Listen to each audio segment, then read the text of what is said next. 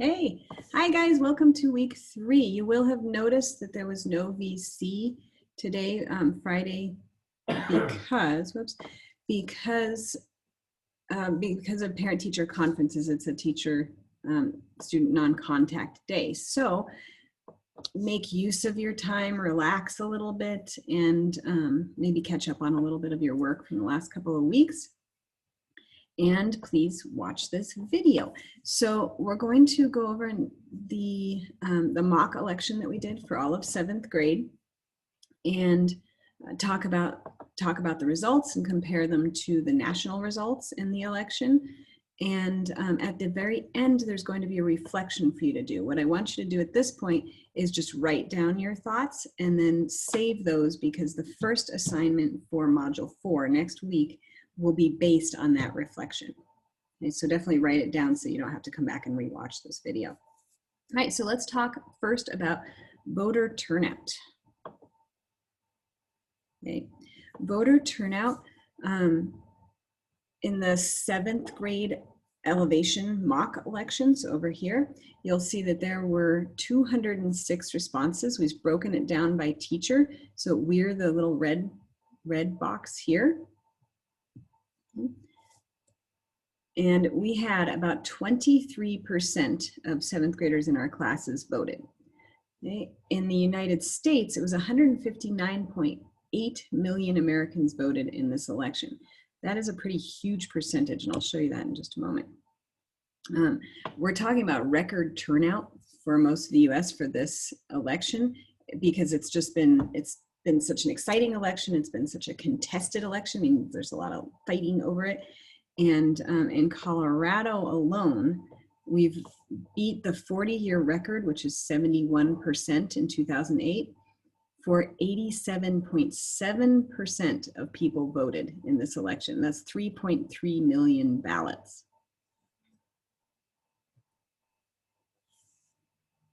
Okay. Oh, I wanted to go back and show you these. So in all of these states that have the yellow highlight, that means that they broke the 40-year record.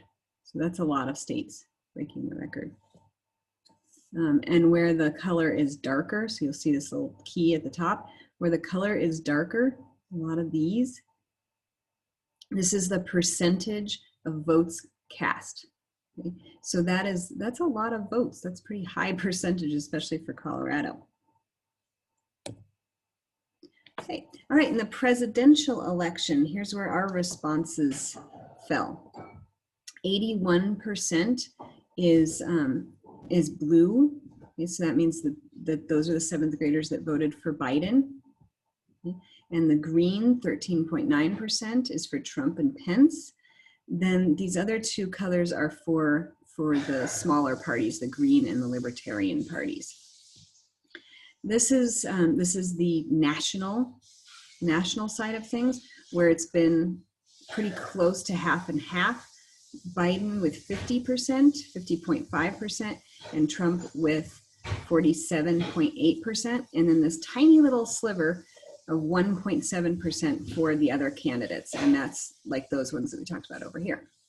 All right, but I want you to see how we as Coloradans compare to the rest of Colorado. That Colorado went pretty blue this year.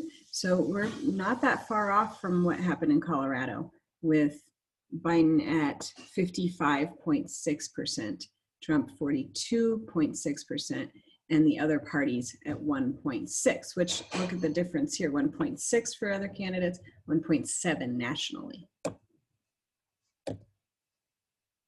Okay, all right, and here are the election results by social studies class. Let me make sure you can see that. You can take a look at all of these classes. Our class is right here. So the red indicates Biden for 91.7% and Trump Pence for 8.3%. Our class was a little more heavily on the Democratic Party than other classes. You'll see that some other classes were a little bit more. Miss Advincula's class was a lot more on other parties as well. So she had a few that voted for like Libertarian or Green parties. Okay, so you can compare how we looked compared to the other classes.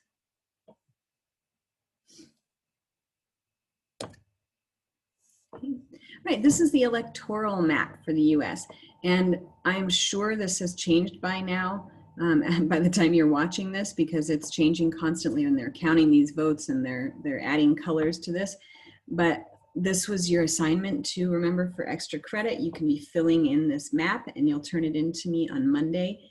And I would wait to turn it in because it is changing. But you'll turn it in to me on Monday, and then and have colored in which states are going where based on the resource of that website that I gave you. So so we can see over here all these blue states in the middle. This is what usually happens is red block in the middle, and then on the edges more blue again. But these are the states that we're waiting for that are really highly contested. They're counting every single vote, and it's pretty close. It's Nevada, Arizona, Georgia, North Carolina, and Pennsylvania.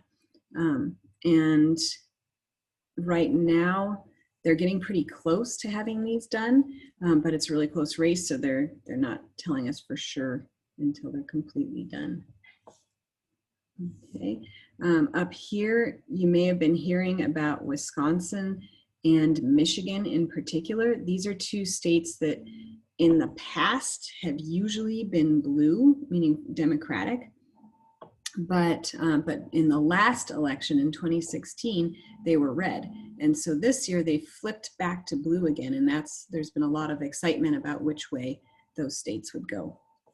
Georgia is another one that's really highly contested because it's usually red. Look, it's really among all these other red states. It's usually red, and this year it might be going blue, which would be the first time since the early 90s. All right, the Senate election. Remember, it's not just about the president. We're also electing senators and House representatives. So Senate elections in the United States election for Colorado Senate, we had the choice between John Hickenlooper and Cory Gardner. And Hickenlooper won with 54%. Cory Gardner had 44%. The United States Senate, here's the pie graph for you to look at. 57.9% of our classes said Hickenlooper, 19% Cory Gardner, 19% Raymond Doan, and these small slivers are for the other candidates.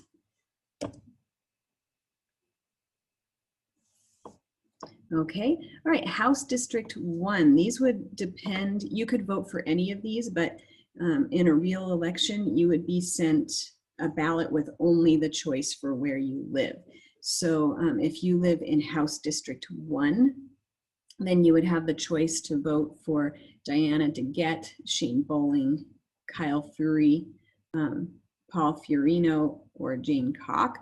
And in your voting, here's how it came out. Diana DeGette, 55.8%. And here's the national voting. Diana DeGette, 75%. So, so our classes are matching what the national, or what the Colorado class, or Colorado votes matched to. All right, District 4, Ken Buck, Republican, 60% in the United States election. In our classes was quite the opposite. In our classes was Isaac McCorkle with 47%. Okay, Jason Crow, this is District 6. Okay. In our classes, 66.7%, and in Colorado, 57%. Right, now into some of the ballot propositions. So the ideas they put forth for different things can be taxes, can be marriage rights, can be family caretaking. It could be anything that the state needs to vote on. So Proposition 113 is the national popular vote. And this is the one that decides whether or not Colorado's electorates are going to vote for who Colorado votes for or who the national vote or national popular vote votes for. So in our class, 84.8% said yes, and in Colorado it was passed with 52%.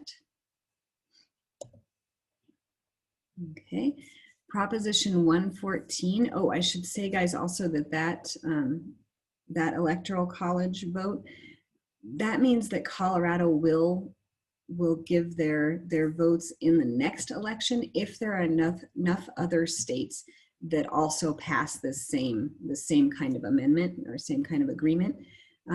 But for right now, it won't do a whole lot. It's just sort of the agreement to get ready to do it for another election. It won't play into this election. Okay, 114 is to restore the gray wolves so that they have an open migration route from like Canada all the way down to Mexico. And that has been 50-50, so close over here for the last few days that I've looked. So we don't know how that one's going to turn out yet, but our class thinks that it should pass with 62%. Prop 116 is the income tax rate reduction. That looked good to you guys with 64.9%, and it passed in Colorado with 57%. Okay, the ballot issues. These are issues that help bring money into Cherry Creek schools. So something that's a big deal to us in particular, right? So in our class, 78% said yes. Cherry Creek School District mill levy override has 63.41% support with about 81% of the vote counted. So this has passed, and so has 4B. Which is a bond proposal. Ballot measure 4B has 69.97 support with about 81% of the vote counted, and we agreed in our class with 68.9%. Okay, all right, so that was a lot of numbers and a lot of information that I've sent to you, but now it's time to reflect on what you've just learned, reflect on what you learned about elections in general, and then how you followed this election. So for now, just write this down on paper, put it in your computer somewhere, whatever you need to do to save this reflection until your assignment. You're going to make 3 observations that you have about the election. So what have you observed about the election, about the lessons that you did this week, about this video? 3 observations. Then 2 things about the election that you understand well enough to teach someone. So what do you get about the election well enough that you could go off and explain it to somebody else? So 2 things. And then 1 election related question that you still have. You probably still have some questions come up. Choose 1 and make your question for that. So 3, 2, 1. And note down here, please jot this down digitally or on a piece of paper because it will be an assignment, which is your entrance ticket to the next module. Okay, so guys, I hope you enjoy a little bit of a day off and get caught up and do whatever you need to do. Take care of yourselves, maybe get outside a little bit. It's a really nice day. But also a couple of reminders. Remember that you'll need to go back and do whatever work is missing. This is a great opportunity for that, guys. Go back and go through that work. The modules are still open. Also, if you did not pass first quarter in this class, you are eligible for the Pathway to Proficiency module, which is a way for you to do some of the work from last quarter that covers the essential assignments and to recuperate some of those credits from last quarter so that you don't have to retake this class instead of moving on to middle school or on to the next grade. So so make sure to go back and do that. That Pathway to Proficiency, guys, is due Monday the 9th at midnight. Okay? So don't put this off. If you've gotten an email from me or a text or anything reminding you to go do that Pathway to Proficiency, now is the time. Please go get that done so that I can give you good grades. I'd like to do that. Other than that, guys, have a great weekend. Keep watching the election. It keeps coming in, and fill in that electoral college map. Remember, it's extra credit. That's always a good thing. Okay. All right. As always, contact me if you have any questions.